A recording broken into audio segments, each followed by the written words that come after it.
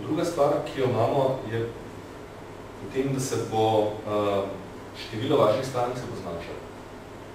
Zakaj? Zaradi stečaja. Recesija pritiska pravzaprav na podjetja in bo pravzaprav uničevala tiste podjetja, ki so vaše stranke. Ena od stvari, ki smo naredili v novembru na simulaciji v Datalabu, je bilo, kaj se zgodi, če na 30% strank umre. Nič krivi, nič dolžni, še vedno bolj software, vsi so še bolj zadovoljni z nami, kot so pa bili, tisti, ki niso bili zadovoljni in biti zadovoljni, ampak kljub temu nam bo 30% strank propadi. Ali lahko preživimo, ali ne. Take zadeve se mi zdi, da bi bilo dobro, kot v računovskem servisu narediti. Katere ukrepe bomo delali. Če se nam začne val stečajev, zadnj sem govoril z enim računovodskim servisom, mislim, da je bilo med Liki, je bilo v 10 dneh, so imeli 7 stečajev svojih strank. Spet, nažalost, recesija, ne, da veliki so too big to fail, pa jim država pomaga, čisto unita mikro, imajo še toliko rezervo, da se nekako spravijo po konc. Te firme 5, 10, 20, 50 zaposlenih so pa tiste, ki so pravzaprav najbolj ranljive. Vse morajo že delati po zakonih, vse morajo biti transparentni, zato imajo stroške funkcioniranja podjetja relativno visoke, po drugi strani pa ne morajo nič več šmuglati, da bi lahko kakšen naše ekstra zdravni bilo. Zaradi tega prav ta večno teh srednja in večja podjetja, ki so spet drug segment vaših najboljših strank, so najbolj prizadeti. Pritisk za cena se bo tudi pravzaprav opazen s tem, da bojo vaše stranke zahtevale vedno več za vedno manj denarja. Če boste uspeli zadržati ceno, ki boste delali pri njih, bojo hoteli imeti večjo profito. So zdaj zadovoljni z mesečnim bilancem, mogoče bojo hoteli 14 dnevno. Ali pa bojo hoteli, da jim vi pravzaprav prevzamete določen del menedžiranja terjatov. Vsaj, da jih opozarjate, recimo, katere terjatve se zapadli ali pa kam ne gremo. Zelo verjetno bo tukaj, zelo verjetno bo za vas želeli, da če oni odprodajajo terjatov v factoring ali pa v tej multikompenzaciji ali pa karkoli takega, da jim vi naredite cel proces. In zelo težko bo za ta dodatni del, ki ga boste delali, boste zelo težko pravzaprav dobili plačo. V podjetju, ki misli samo ta računovodij, ki je dajem 800 € na mesec, on ima da se zlika za to zemljo. Odlično. Oba te dve zadeve, pa pravzaprav vodite do tega, da bo branža, ki že tako ni neskončno profitabilna. Računovodstvo je zelo težko, kot ni tukaj, da bi prodajal avtomobilov pa davčni vrtiljaki, zato da lahko Bentley je pol voziti. Še zapošljam, mislim, da imam tam pikovnik, ne, če je bilo kakšen drug računovodij zapošljam. Skratka, ni nekaj bistveno profitabilno. Zadošča za spodobno življenje, zadošča za spodobno rast, lahko delamo, lahko nudimo svojim zaposlenim določene benefite, določene take stvari, ki je mogoče posodno moramo biti, ampak s tem je pravzaprav investicijska kapaciteta ali pa tako prosti denar, ki ostajajo računovodnjo kar porabljajo. Če zdaj na to damo cenovne vojne, umiranje stran pa povečanje konkurence, je zelo verjetno, da se bo ta profitabilnost še znižala. Tako od slova, da se bo znižala pod nivo, ko računovodski servis enostavno ne bo več profitabilno. Ko bo vaša masa plač, ki jo porabite za tega zato, da naredite 140 000 knjižb na mesec, enostavno večja kot pa prihodek, ki dobite za 540 000 knjižb, ker boste imeli večinoma stvari na pavšalih, ne pa več od knjižbe plačne.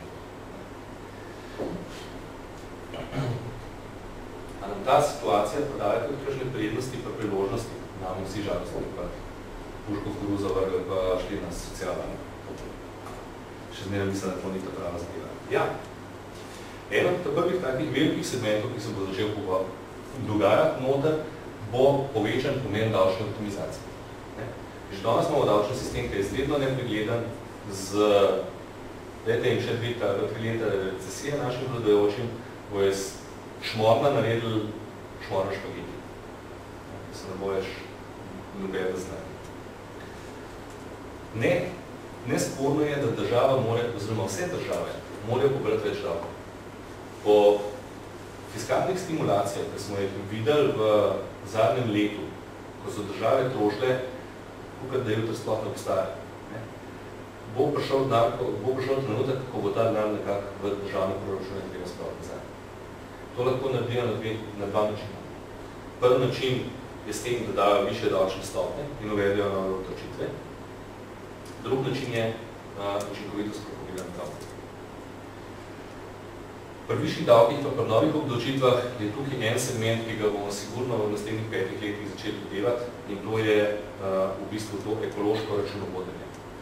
Koliko imam karbon emission, recimo, če hočem trgovati. A bojo kakšni novi ekološki davki in takse? Poglejmo recimo pravilnik o spremljanju embalaže, spada v skupino ekoloških davkov. Podobno je z odpadnimi vodami, kar bo potrebno začeti računovoditi. Ko bojo ugljikove emisije, ko bomo začeli trgovati z njimi in začeli bomo, ker Slovenija mora plačati 80 milijonov evrov penalov, pomeni, da bomo zelo hitro tudi tukaj deležni nekega zadeve, bo zelo verjetno precej enih galvanik in podobnih zadev obremenjeno za izpusti CO2. In to bo tudi treba ene evidence spremljati. Da bojo te evidence spremljali podjetniki, si mislim, da ne bomo delati vizit. To bo delo, ki bo verjetno odpadlo v vas in za katerega boste lahko nekaj dodatnega računali. In druga točka, ki sem rekel, verjetnost kompleksnejšega in manj preglednega davčnega obračuna. Še težje bo narediti davčno optimizacijo za podjetje. Še več boš mogel vedeti. Pri davčnih optimizacijah za podjetje pobiranje davkov bo bolj učinkovito. To je stvar, danes v Sloveniji izgubljamo ogromno, Nemci to pa ne vem, če jaz ne povedal, ogromno davkov, nepobranih davkov. Največji problem v tem trenutku so missing traderi, ker je tudi najlažje jih poloviti. Zelo enostavno, če ti pošiljaš davčne knjige, ne v DDV obrazec, ampak knjigo izdanih papirnih računov, lahko DURS praktično missing traderja najde v 30 ljudi. In verjetnost, da se bo to začelo dogajati, je blizu. Druga stvar, ki smo bazili v zadnjem letu, je bistveni drive celotne države k elektronskemu poročanju. To, kar so naredili v zadnjem letu na e-davkih in to, kar delajo na e-vemu, so zametki. Država počasi, vem, kaj se dogaja na DURS-u zadnji, počasi pravzaprav informacijske sisteme in baze podatkov čisti in povezuje.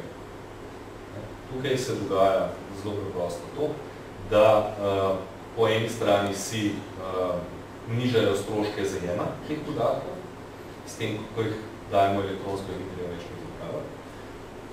Izboljšajo si kvaliteto teh informacij, po elektronki lahko ti zahtevaš bistveno bolj razdrobljene informacije, kot recimo vidimo na rek obrazcih pa na teh na e-rekih.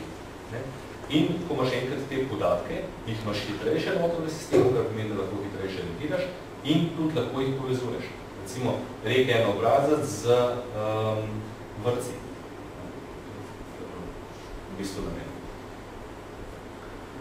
Tu je lahko zaključno, da bo davčno optimiranje vedno pomembnejše, ampak ti davčnega optimiranja ne moreš delati na starih podatkih. Tukaj velja tisto računalniško načelo. Če daš junk in v računalnik, dobiš junk out. Če nimaš sprotnega računovodenja, če sprotno ne vidiš, kako se ti zadeve delajo, boš težko davčno karkoli optimiral. In še nekaj je, vedno več davčnega optimiranja, pravzaprav vedno manj čarovnij se da narediti potem, ko imaš te enkrat izkaz uspeha, pa ga začneš zmanjševati. Zaradi tega, zato ker je večina teh davčnih olajšav novih, ki so, pravzaprav vezanih na tekoče poslovanje.